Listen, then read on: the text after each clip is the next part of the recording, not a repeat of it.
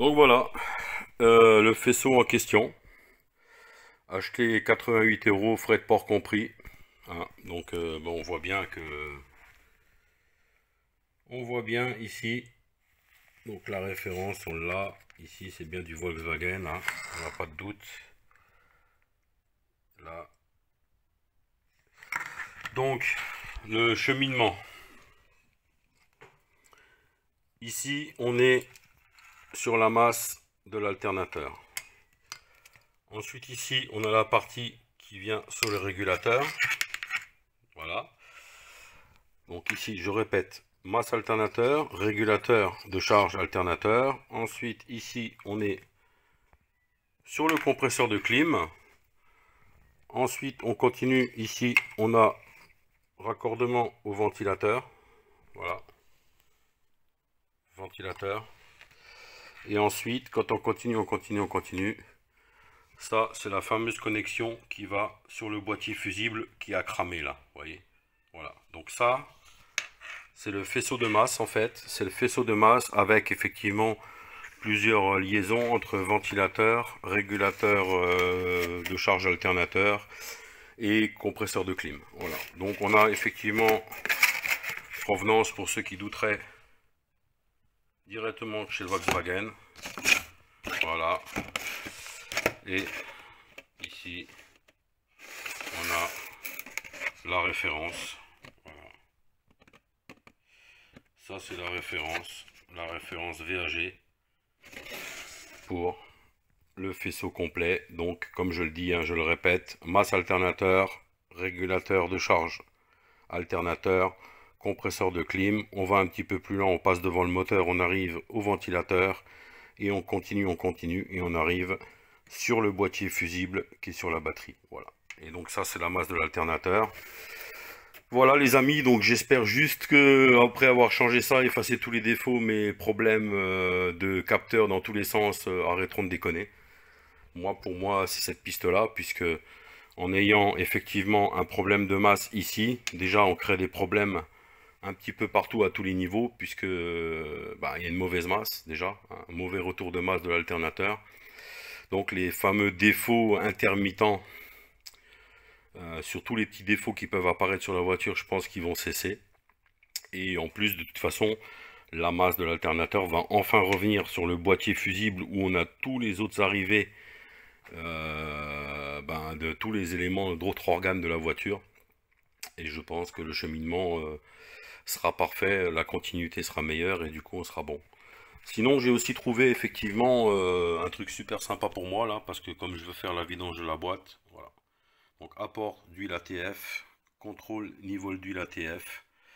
Donc ça c'est pour la boîte auto de la Golf, hein, toujours de madame. Et dès que j'aurai réglé ces petits problèmes de capteurs là, puisqu'ils sont neufs et que pour moi la seule cause, ça va être ça. Hein. Et à partir du moment où je réglé ce problème là, je vais faire la vidange, crépine de boîte, parce que franchement quand on regarde les étapes à respecter, il n'y a vraiment rien, il n'y a pas à flipper, c'est que dalle, c'est rien du tout. Et ensuite je terminerai par le parallélisme, hein, puisque j'ai fait tous les trains avant et les trains arrière. Et puis on sera sur une bagnole tip top. Allez, je vous reprends quand j'ai démonté l'ancien faisceau pour l'analyser. Et ensuite, je vous montrerai tout simplement le faisceau en place. Ciao, ciao! Bon, nous y revoilà. Donc, petit point, donc j'ai changé le faisceau. Hein, voilà. Donc ça, c'était la connexion de merde. Voilà, on voit. Hein. Ça, c'était la connexion de merde que j'avais sur le boîtier fusible. Après, j'ai regardé tout au long du faisceau. Donc là, on a ventilateur. Donc là, j'ai rien vu de bizarre. Ensuite, on a compresseur de clim. Donc là, pareil, j'ai rien vu de très bizarre. Et après, ici, on a le régulateur d'alternateur. Alors par contre, là, la fiche, elle a une sale gueule par rapport à l'autre. J'ai l'impression qu'elle était pétée, quoi. Et ensuite on avait donc la masse de l'alternateur. Bon, c'est pas du tip top, mais je pense que ça passait quand même. Enfin voilà, donc toujours est-il que j'ai changé le faisceau. Voilà, le faisceau est neuf, hein, c'est le faisceau qu'on a vu tout à l'heure. Donc ben, je vais peut-être garder, comme notre ami coupable le dit si bien, les fiches, parce qu'on peut toujours avoir besoin des petites prises là, comme ça, les petites fiches sympas. Alors celle-là, je crois qu'elle est pétée. Parce que quand j'ai regardé l'autre, franchement, ici, là, il manque un bout en fait. Je sais pas. Bon, bref. Donc, qu'est-ce que ça donne en clair sur le véhicule?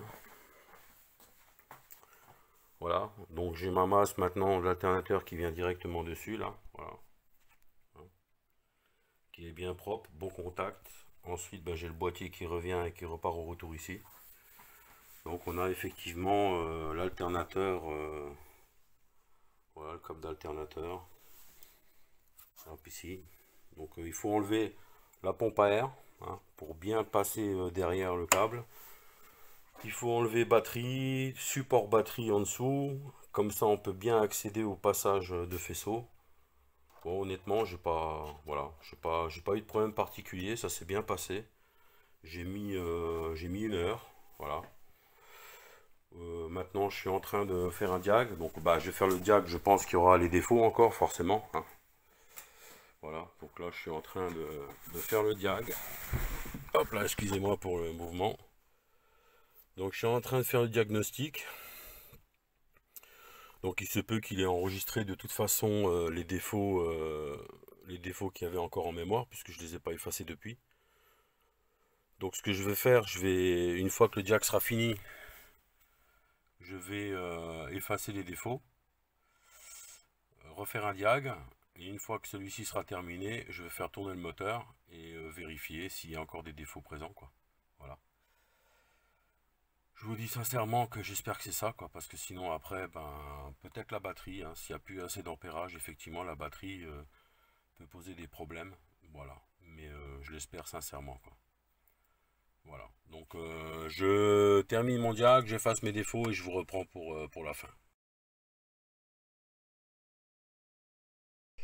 Voilà les amis, bah écoutez, on va faire un dernier petit point. Donc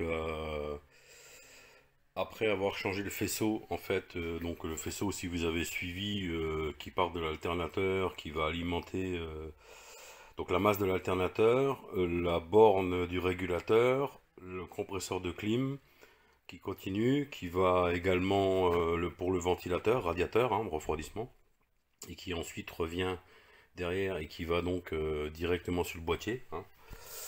Donc dernière nouvelle, voilà, dernière nouvelle, donc la connexion, donc la masse de l'alternateur qui arrive ici, ben, on voit bien qu'il n'y a plus de problème, il n'y a pas de surchauffe.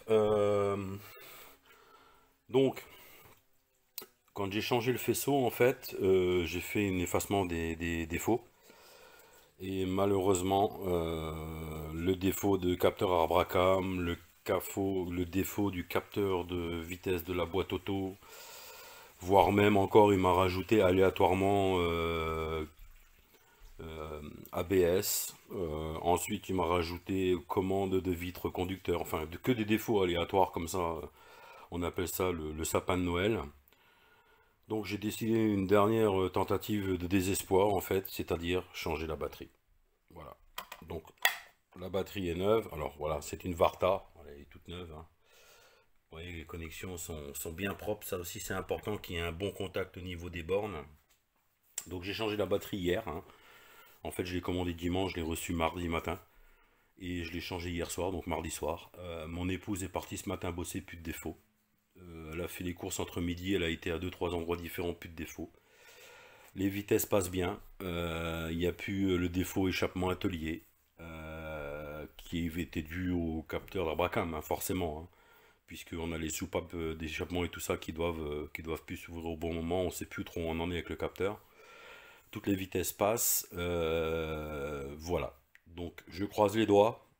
C'est fou à dire, hein, parce que bon, vu qu'on n'est jamais sûr de rien, je croise les doigts, mais il semblerait que j'ai définitivement réglé le problème. Alors, je vais faire une analyse, hein.